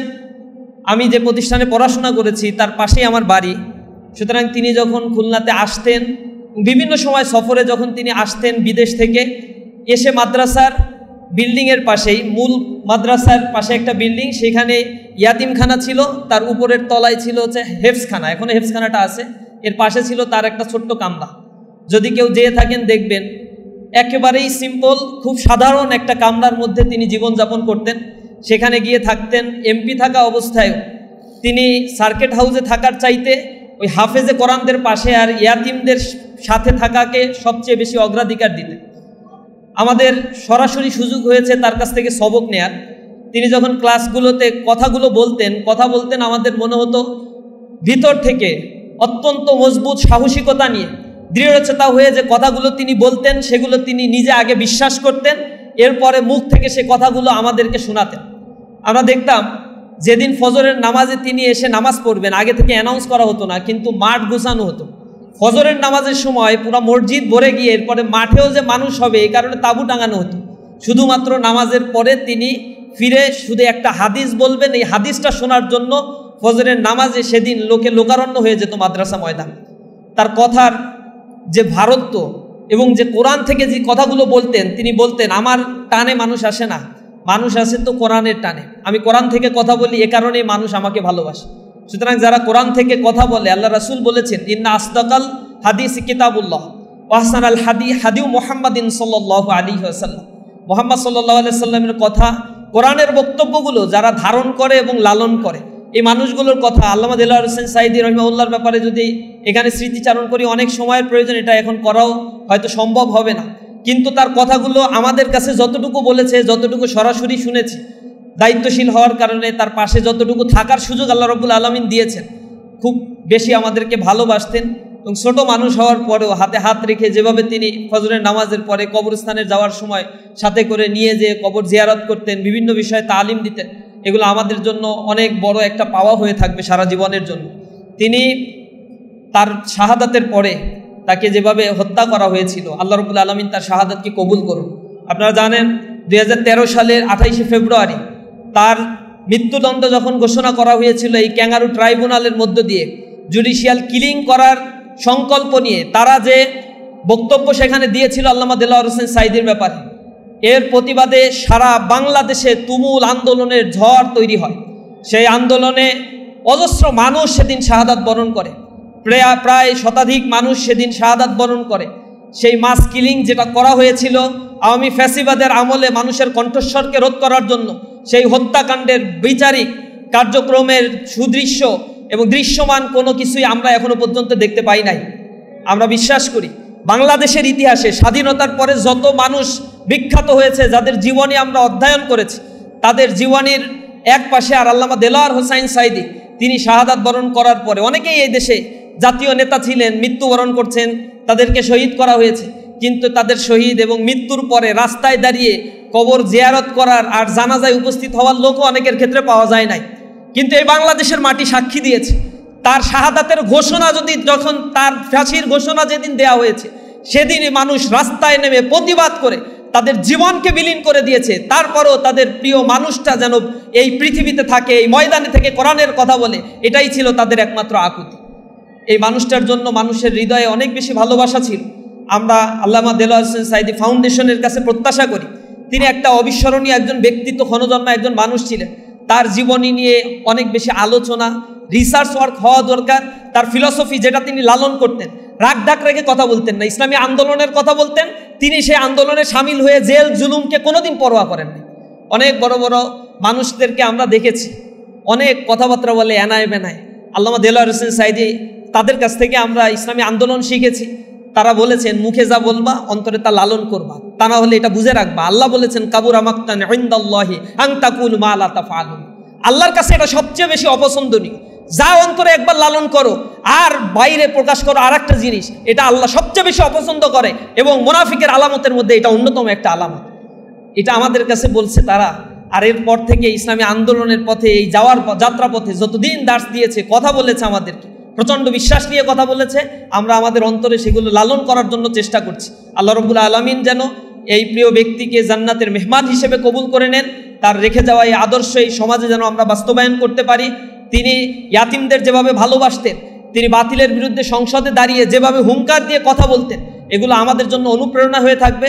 আমরা আজীবন এই বাংলাদেশকে গড়ে তোলার জন্য মুসলিম উম্মাহের স্বার্থে নিজেদের জীবনকে দিয়ে হলেও, নিজেদের মেধা শক্তিকে দিয়ে হলেও কাজ করব। আল্লাহ রাব্বুল আলামিন আমাদের সেই তৌফিক দান করুন। হাযা মা ইনদি ওয়া ইলমু ইনদাল্লাহ আলাইহি তাওয়াক্কালতু ওয়া ইলাইহি উনীব। আসসালামু আলাইকুম ওয়া রাহমাতুল্লাহ। সম্মানিত উপস্থিতি, এই পর্যায়ে আমাদের মাঝে আলোচনা নিয়ে আসছেন বর্ষিয়ান জননেতা, বারবার নির্যাতিত, কারা নির্যাতিত জননেতা, বাংলাদেশ জামাত ইসলামীর সাবেক সংগ্রামী আমির, কোটি জনতার প্রিয় মুখ, আমাদের কিংবদন্তি রাহবার, দক্ষিণ এশিয়ার অন্যতম শ্রেষ্ঠ রাহবার, সাবেক দায়িত্বশীল অধ্যাপক গোলাম আজম রাহেমাহুল্লাহর কলিজার টুকরা সন্তান, আয়নাঘরের বন্দী, বাস্তব জীবনের সাক্ষী, আমাদেরই প্রিয় মানুষ ব্রিগেডিয়ার জেনারেল আব্দুল্লাহ আমান আল আজমি। আলোচনা নিয়ে আসছেন ব্রিগেডিয়ার জেনারেল আব্দুল্লাহ আমান আল আজমি। লিল্লাহি তাকবীর। আউযু বিল্লাহি মিনাশ শাইতানির রাজীম। বিসমিল্লাহির রহমানির রহিম। আলহামদুলিল্লাহি রাব্বিল আলামিন। আসসালাতু ওয়াসসালামু আলা রাসূলিল কারীম। আল্লামা সাঈদী ফাউন্ডেশনের সভাপতি, আজকের অনুষ্ঠানে আগত মঞ্চে উপবিষ্ট গণ্যমান্য ব্যক্তিগণ এবং উপস্থিত সুধী, আসসালামু আলাইকুম। এখানে এত গুণী জনদের সামনে কথা বলার যোগ্যতা হয়তো আমার নেই, বাট এই এক আয়নাঘর আমাকে এখানে আপনাদের সামনে দাঁড় করিয়েছে। আল্লামা সাঈদী এমন এক ব্যক্তি ছিলেন, আমি জানি না কে নাম দিয়েছে কোরআনের পাখি, এত ভালো বোধহয় নাম আর হবে না। আমার বাবার সাথে ওনার ঘনিষ্ঠতা আজকে প্রায় 65 বছর। আমার বাবার ইন্তেকালের পরে, সাধারণত কোনো রাজনৈতিক নেতার ইন্তেকালের পরে শোক বই খোলা হয় না, কিন্তু আমরা মানুষের চাপে পড়ে খুলতে বাধ্য হয়েছিলাম, দুটা খুলতে বাধ্য হয়েছিলাম। ওখানে বর্তমান সময় সবচেয়ে সফল আইনজীবী শিশির মনির আমার বাবা সম্পর্কে লিখেছিল, লিখে শেষ করা যাবে না। আল্লামা সাঈদী সম্পর্কে আমার বক্তব্য হলো, বলে শেষ করা যাবে না। চাঁদের কিন্তু কোনো আলো নেই, সূর্যের আলো দিয়ে চাঁদ আলোকিত হয়। তিনি ছিলেন সূর্য এবং এদেশের লক্ষ লক্ষ মানুষের অন্তরে তিনি দিনের আলো জ্বালিয়েছেন। আমরা এখানে গুণগান করে ওনার বেহেশতের জন্য দোয়া করে কিন্তু কোনো লাভ হবে না। আমি মনে করি হাদিসে আছে 1000-এ 1 বেহেশতে যাবে। আমি দৃঢ়ভাবে বিশ্বাস করি যদি 1,00,000-এ 1 হয় ইনশাআল্লাহ আল্লামা সাঈদী বেহেশতে যাবেন ইনশাআল্লাহ। কিন্তু যেটা আমি মেসেজ দিতে যাচ্ছি সেটা হলো, গুণ কীর্তন করে লাভ হবে না, আমাদেরকে আগে নিজে পরিবর্তন হতে হবে। দিন কায়েমের জন্য শর্ত দুটো, একটা হলো একদম যোগ্য লোক তৈরি হওয়া, দ্বিতীয় হলো দেশের অধিকাংশ জনগোষ্ঠী দিন বিরোধী না হওয়া। মক্কায় যোগ্য লোক তৈরি হয়েছে, অধিকাংশ জনগোষ্ঠী বিরোধী ছিল। মদিনায় যোগ্য লোক ছিল না, অধিকাংশ জনগোষ্ঠী বিরোধী ছিল না। আল্লাহ যোগ্য লোকগুলিকে হিজরত করে মদিনায় নিয়ে গিয়ে দিন কায়েম করেছিলেন, প্রথম ইসলামী রাষ্ট্র কায়েম হয়েছিল। আমি মনে করি আমাদের দেশের দ্বিতীয় শর্তটা পুরোপুরি কায়েম আছে। অধিকাংশ জনগোষ্ঠীর দিন বিরোধী নয়, দিনের প্রতি আবেগ আছে, আবেগ দিয়ে দিন প্রতিষ্ঠা হবে না। আমাদের যোগ্য হইতে হবে। যোগ্য হতে হলে আমাদের নিজেদের অন্তরের দিকে তাকাতে হবে। উনি যে আলো জ্বালিয়ে দিয়েছে এটাকে আমরা প্রজ্বলিত করার চেষ্টা করছি। আমি হতাশ, আমি মনে করি না। আমি অসংখ্য সমাবেশে আমি জিজ্ঞাসা করেছি, বাংলাদেশের শতকরা একটা লোক মিথ্যা কথা বলে না। আপনি মন থেকে বলতে পারবেন একটা মিথ্যা কথা বলে না? নেই।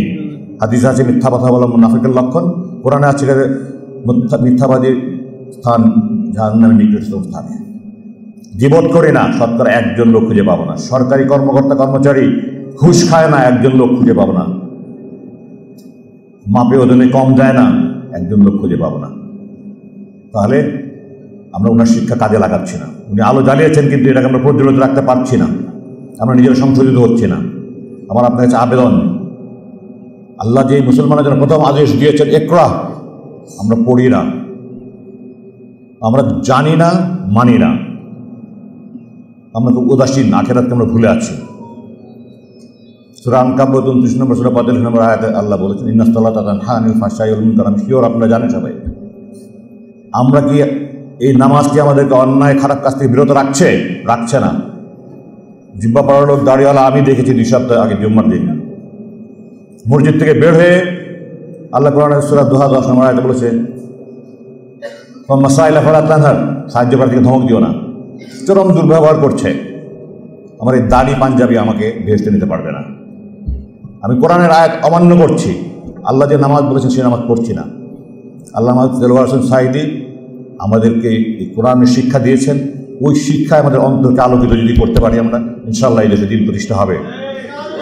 আমার বাবার জানা যায় 25 অক্টোবর 2014 সালে আমি বলেছিলাম একদিন এই দেশে লক্ষ গোলাম আজম পয়দা হবে ইনশাআল্লাহ। আমি দৃঢ়ভাবে বিশ্বাস করি একদিন এই দেশে লক্ষ সাঈদী পয়দা হবে ইনশাআল্লাহ। আমাদের সবাইকে আমাদের অন্তরকে আলোকিত করতে হবে। আল্লাহ যেমন সূরা আহজাবের 33 নম্বর সূরা 21 নম্বর আয়াতে বলেছেন লাকাদ কানা লাকুম ফি রাসূলিল্লাহি উসওয়াতুন হাসানা। আমরা উসওয়াতুন হাসানা দেখিনি। আমরা ওনার যা উসওয়াতুন হাসানা অনুসরণে যারা উসওয়াতুন হাসানা ছিলেন সেই সাহাবীদেরকে আমরা দেখিনি, তাবেঈনদেরকে দেখিনি, তাবেঈনদেরকে দেখিনি। আমরা আমাদের সময় তাদেরকে দেখেছি। উনি সেই উসওয়াতুন হাসানাতের মধ্যে একজন। আমরা ওনাদের আদর্শ অনুসরণ করে যদি কোরআনের আলোকে নিজেদের আলোকিত করতে পারি তাহলেই আমি মনে করি আমরা দুনিয়া এবং আখিরাতে কল্যাণ পাবো। এই একটা মেসেজের সাথে আমি আরো দুটা মেসেজ দিতে চাই। সেটা হলো সাঈদী সম্পর্কে 6 পৃষ্ঠার একটা কাগজ দেওয়া হয়েছে এখানে। এইটা দ্বারা আল্লামা সাঈদীকে মানুষের কাছে পরিচিত করা যাবে না। আল্লামা সাঈদী কী ছিলেন এটা মানুষকে জানতে হবে। এবং আমি সাঈদী ফাউন্ডেশনের কাছে অনুরোধ করব যেন ওনারা এমন একটা কাজ করে যান যেটা আল্লামা সাঈদী দেশের মানুষের অন্তর যুগ যুগ থেকে জাগ্রত থাকে। এবং সেই সাথে এখানে আরও যারা শহীদ পরিবার সন্তান সবাইকে আমি অনুরোধ করবো, আমি কোনো প্রচার করার জন্য আসিনি। আমার গুম হওয়ার 1 বছর আগে আমি এটা একটা করেছি। আমি আশা করি যারা এখানে আমার ভাইয়েরা আছে, শহীদ পরিবারের সন্তানরা আছে, আমরা সবাই গর্বিত, আল্লাহর কাছে কৃতজ্ঞতা মাথা নুয়ে আসে যে আল্লাহ ওনাদের সন্তান করে আমাদের জন্ম দিয়েছিলেন। এটা আমাদের জীবন ধন্য।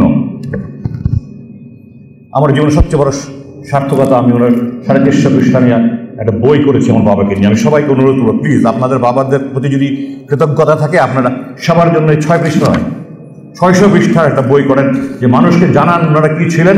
ওগুলো পড়ে মানুষ অনুপ্রেরণা পাবে, মানুষ শিখবে। ওনারা আমাদের আদর্শ ছিলেন। আমাদের জন্য উসওয়াতুন হাসানার অনুসরণের ওনারা ছিলেন উসওয়াতুন হাসানা।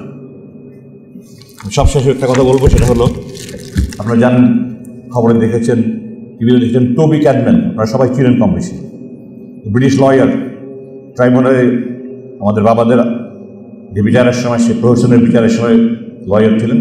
উনি গত মাসে এসেছিলেন, আমাদের 2 দিন বৈঠক হয়েছে। আমি তাকে জিজ্ঞাসা করেছিলাম যে এই যে বিচারকরা ফরমাইশি রায় দিল, আমরা কি তাদের বিরুদ্ধে আদালতে যেতে পারি না? সে আমাকে বলেছে ইউ মাস্ট, জাস্ট এইভাবে বলেছে ইউ মাস্ট। আমি প্রস্তুতি নিচ্ছি।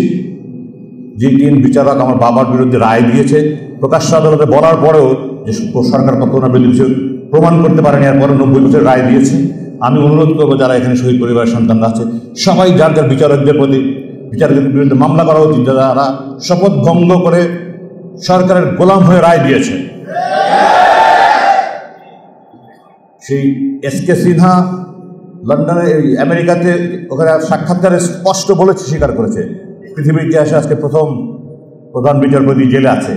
এই সবগুলোকে এই হত্যার হুকুমের আসামি করে মামলা করতে হবে। আশা করি আমি আমার মেসেজ পৌঁছাতে পেরেছি। আসসালামু আলাইকুম। আপনারা দোয়া করবেন যেন আমার এই পুনর্জন্ম জীবনে, পুনর্জন্ম বাংলাদেশে আমি দিনের জন্য, দেশের জন্য কাজ করতে পারি। সবার কাছে দোয়া চাই। আসসালামু আলাইকুম। সম্মানিত উপস্থিতি, এ পর্যায়ে আমাদের মাঝে বক্তব্য নিয়ে আসছেন আজকের মাহফিলের সম্মানিত সভাপতি, আল্লামা সাঈদী ফাউন্ডেশনের সভাপতি, পিরোজপুর 2 আসনের সংসদ সদস্য প্রার্থী, আল্লামা সাঈদী রাহিমাহুল্লাহর কলিজা টুকরা সন্তান আলহাজ শামীম বিন সাঈদী। আলোচনা নিয়ে আসছেন আলহাজ শামীম বিন সাঈদী। ফাঁসি ফাঁসি ফাঁসি চাই, সাঈদী হত্যার ফাঁসি চাই। আলহামদুলিল্লাহি রাব্বিল আলামিন, আসসালাতু ওয়াসসালামু আলা সাইয়্যিদিল মুরসালিন ওয়া আলা আলিহি ওয়া সাহবিহি আজমাইন। আউযু বিল্লাহি মিনাশ শাইতানির রাজিম বিসমিল্লাহির রহমানির রহিম ওয়ালা তাকুলু লিমান ইউকতালু ফি সাবিলিল্লাহি আমওয়াত বাল আহইয়া ওয়ালাকিন লা তাশউরুন। আল্লামা সাঈদী ফাউন্ডেশন এবং পিসফুল ফোরাম কর্তৃক আয়োজিত শহীদ আল্লামা দেলোয়ার হোসাইন সাঈদী রহমাহুল্লাহর জীবন ও কর্ম শীর্ষক আলোচনা সভার সম্মানিত প্রধান অতিথি, আমার অত্যন্ত শ্রদ্ধাভাজন আপনাদের প্রিয় মুফাসসির, কোরআনের পাখি আল্লামা সাঈদীর আপন ভাইয়ের মতন একজন ভাই এবং গোটা বাংলাদেশের জন্য একটি আশীর্বাদ স্বরূপ কলম যোদ্ধা, মজলুম সম্পাদক ডক্টর মাহমুদুর রহমান। আজকের অনুষ্ঠানের বিশেষ অতিথি, বিশেষভাবেই স্মরণ করতে হয়, আমাদের দাওয়াতে এসছেন 9 বছর গুম থাকা আমার আর এক প্রিয় ভাই, শ্রদ্ধেয় ভাই, এবং তিনি সেনাবাহিনীতে চৌকস একজন সেনা অফিসার হওয়া সত্ত্বেও বারবার বঞ্চিত, নির্যাতিত, এরপরেও হঠাৎ করেই তাকে চাকরিচ্যুত করা সেই ব্যক্তিত্ব আমাদের সকলের রাহবার শহীদ অধ্যাপক গোলাম আযম সাহেবের সুযোগ্য সন্তান ব্রিগেডিয়ার জেনারেল অবসরপ্রাপ্ত আব্দুল্লাহিল আমান আজমি, উপস্থিত ওলামায়ে কেরাম, বিশেষ করে শ্রদ্ধার সাথে স্মরণ করছি কিছুক্ষণ আগে যিনি চলে গেলেন আমাদের সকলের মুরব্বী আব্বা, যাকে লক্ষ লক্ষ মানুষের সামনে বলতেন আমার আত্মার আত্মীয়, আমার পরম বন্ধু, আমার পিতৃতুল্য ব্যক্তিত্ব, জনাব আল্লামা সৈয়দ কামাল উদ্দিন আবদুল্লাহ জাফরি, উপস্থিত পীর সাহেব বৃন্দ, সম্মানিত আলেম ওলামাগণ, আমার সামনে সাংবাদিক বৃন্দ, উপস্থিত পিরোজপুর সহ ঢাকার প্রিয় ভাইয়েরা, আসসালামু আলাইকুম ওয়া রাহমাতুল্লাহি ওয়া বারাকাতুহু। প্রথমে আল্লাহর শুকরিয়া আদায় করছি। আল্লাহ রাব্বুল আলামিন আমাদেরকে মুক্ত পরিবেশে কথা বলার সুযোগ করে দিয়েছে। জুলাই এবং আগস্ট বিপ্লবের মাধ্যমে যারা রক্ত দিলেন, জীবন দিলেন, তাদের সেই রক্ত এবং জীবনের বিনিময়ে আজকে এইখানে এই পিজিতে এসে কথা বলবো, সাহস করে এখানে এসে দাঁড়াবো, এই সুযোগ আমাদের ছিল না। বিশেষ করে আমি ঢাকা শহরের বিভিন্ন জায়গা গেলেও শাহবাগে আসতে পারতাম না, কারণ শাহবাগের থানা আমাকে বারবার খুঁজত।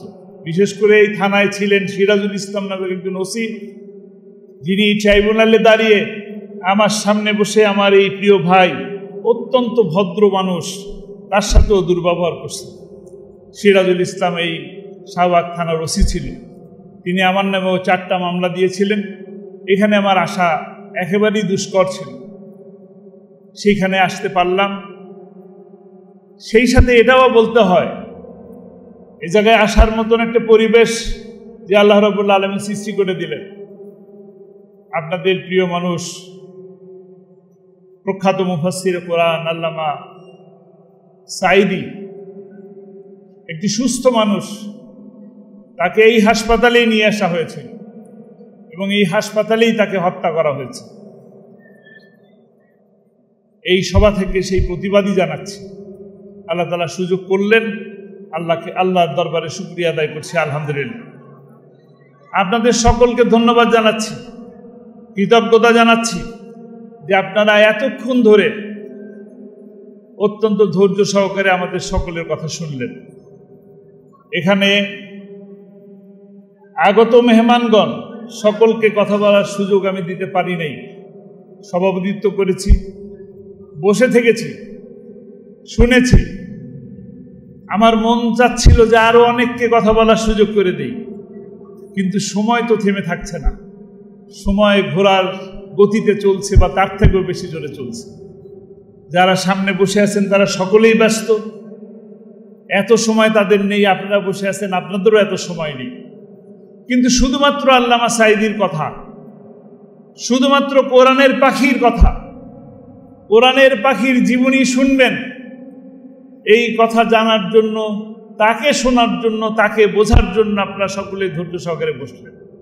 আমি আপনাদেরকে সকলকে আবারও কৃতজ্ঞতা জানাচ্ছি, ধন্যবাদ জানাচ্ছি। আল্লামা সাঈদীকে ভালোবাসেন কেন? আল্লামা সাঈদীকে গোটা দেশের মানুষ ভালোবাসে কেন? আল্লামা সাঈদীকে ভালোবেসে কেন জীবন দেয়?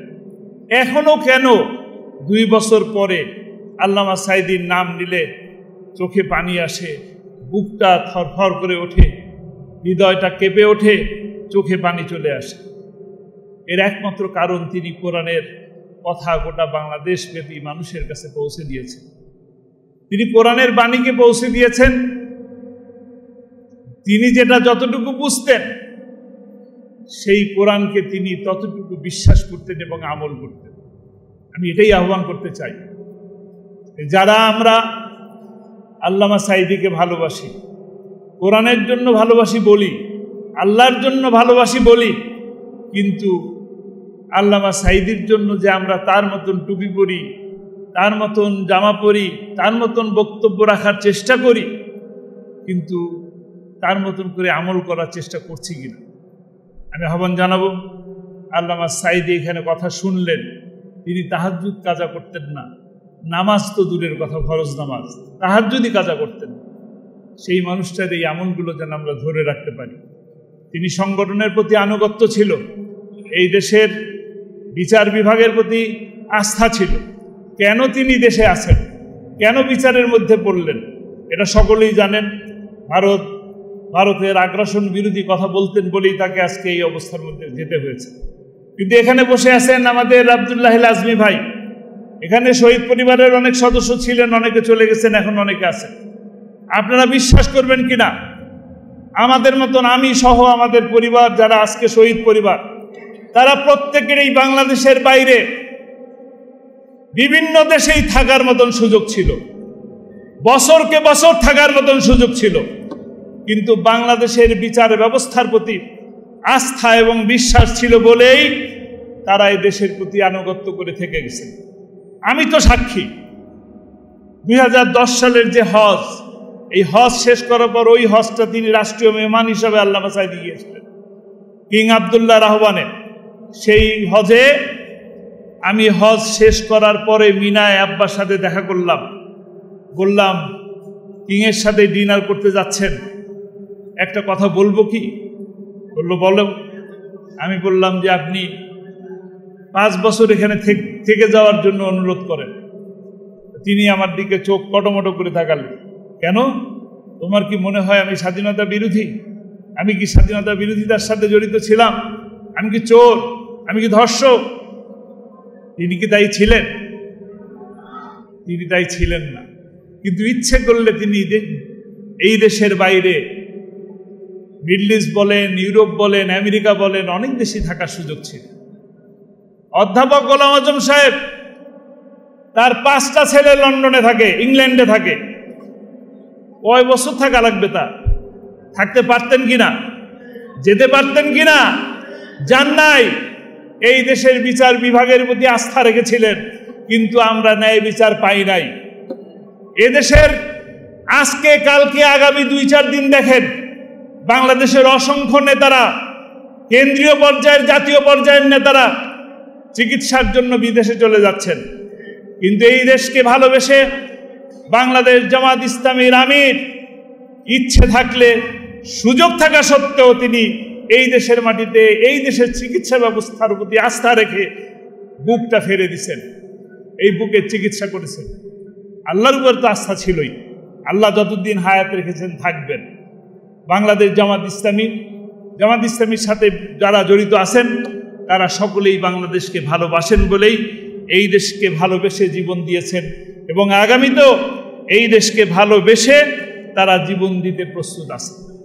যারা জীবন দিয়ে গেলেন, তারা এই দিন প্রতিষ্ঠার জন্য, আল্লাহর কোরআনের বাণীকে প্রতিষ্ঠা করার জন্য জীবন দিলেন। আমরা আহ্বান জানাবো, আপনারা আজকে শপথ নেবেন, যে মানুষগুলো জীবন চলে গেল তারা আর ফিরে আসবেন না, কিন্তু তারা স্বপ্ন দেখেছিলেন। আল্লামা সাঈদী এক কথা বারবার বলতেন, সারা বাংলাদেশে কোরআনের রাজ প্রতিষ্ঠা হয়েছে, এই দৃশ্য দেখে যেন আমার মৃত্যু হয়।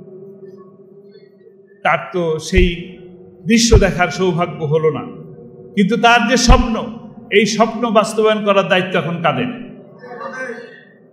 আমরা কি রাজি আছি? আমরা রাজি আছি? কারা কারা রাজি আছি? আমরা যদি রাজি থাকি, আগ্রাসনের বিরুদ্ধে, দুর্নীতির বিরুদ্ধে, অপশাসনের বিরুদ্ধে আজকে সকল পীর, আলেম, ওলামা, কওমি, আলিয়া আজকে এই মঞ্চ থেকে আল্লামা সাঈদীর প্রতি ভালোবাসা দেখিয়েছেন। আজকে আসুন বাংলাদেশকে সুন্দর একটি সমাজ, ইনসাফ ভিত্তিক কল্যাণমুখী একটি রাষ্ট্র গঠন করার লক্ষ্যে ঐক্যবদ্ধভাবে এই সুযোগকে কাজে লাগিয়ে আমরা যেন চলতে পারি, সেই তৌফিক আল্লাহ তাআলা আমাদেরকে দান করুন। আমা তৌফিক ইল্লা বিল্লাহ। আসসালামু আলাইকুম ওয়া রাহমাতুল্লাহি ওয়া বারাকাতুহু।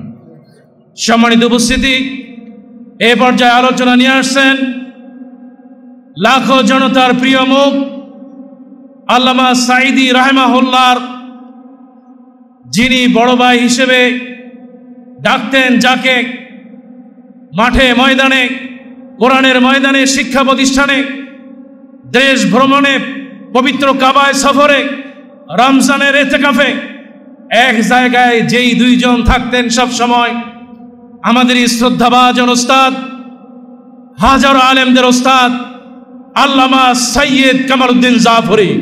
আলোচনা নিয়ে আসছেন আল্লামা সৈয়দ কামালউদ্দিন আব্দুল্লাহ জাফরি হাফেজুল্লাহ। লিল্লাহি তাকবীর, লিল্লাহি তাকবীর।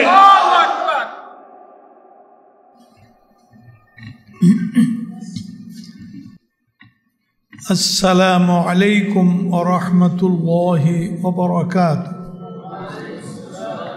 আলহামদুলিল্লাহ ওয়াসসালাতু ওয়াসসালামু আলা রাসূলিল্লাহ ওয়া আলা আলিহি ওয়া সাহবিহি ওয়া মান ওয়ালাহ ওয়া বা'দ।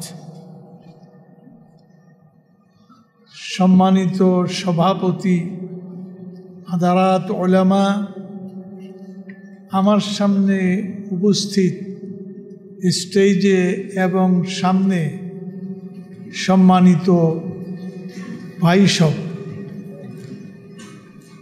আমি শরীর খুব ভালো না, এই জন্য বক্তৃতা বেশি করতে পারবো না।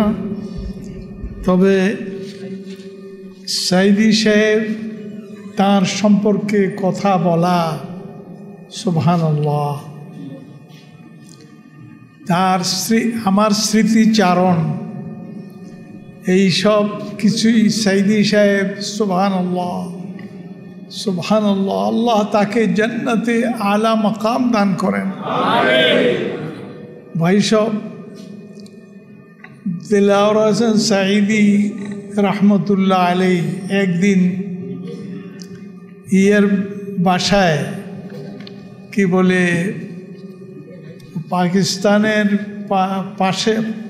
পার্শ্ববর্তী বন্ধু, পাকিস্তান সরকারের বন্ধু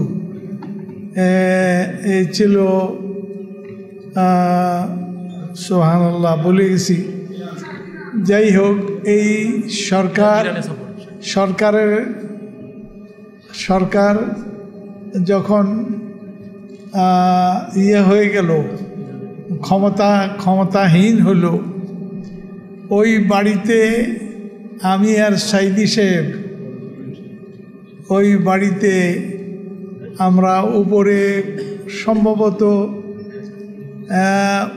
19 তালা কিংবা 18 তালা, ওই বাড়িতে ওই তলায় বিশ্রাম করছি দুপুরবেলা।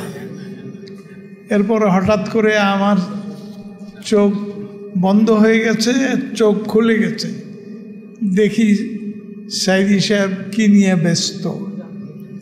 আমি ভালো করে দেখলাম, উনি এক জোড়া জুতা খুব সুন্দর করে পলিশ করতেছেন, খুব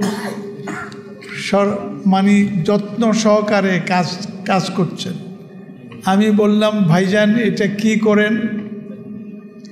কয় একজন আলেমী দ্বীনের আমি খেদমত করছি। আন্নালিল্লাহ, আলেমী দ্বীন কে? সে আমাকে বানাইছে আলেমী দ্বীন, আমার জুতা পরিষ্কার করছেন সুবহানাল্লাহ এই দেলাওয়ার হোসেন সাঈদী রহমতুল্লাহ আলাইহি।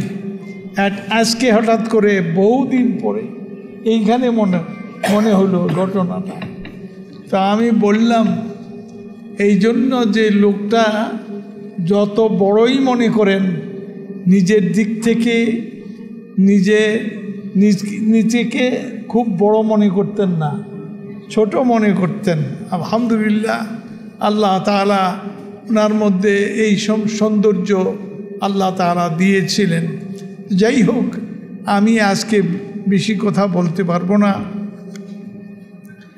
তো আপনারা দোয়া করবেন সাইদি সাহেবের জন্য, যেন তাকে আল্লাহ তাআলা জান্নাতুল ফিরদাউসে আলা মাকাম দান করেন, এবং তার যে নির্ভীক কোরআন প্রচার নির্ভীক প্রচার, এই প্রচারটা যেন এটা আমরা দেখতে পাই, এটা যেন আমাদের সমাজে থাকে। আল্লাহ তাআলা তো কবুল করেন, আমিন। তো যাই হোক, আমি আর বেশি কথা বলতে পারি না। আমার জন্য দোয়া করবেন যাতে করে এই জাতির খেদমত করতে পারি, এই দোয়া চাই। আমি আমার বক্তব্য সাইদি সাহেবকে আল্লাহ তাআলা জান্নাতুল ফিরদাউসে আলা মাকাম দান করুন, এই দোয়া করেই আমার বক্তব্য শেষ করছি। আসসালামু আলাইকুম ওয়া রাহমাতুল্লাহি ওয়া বারাকাতুহু।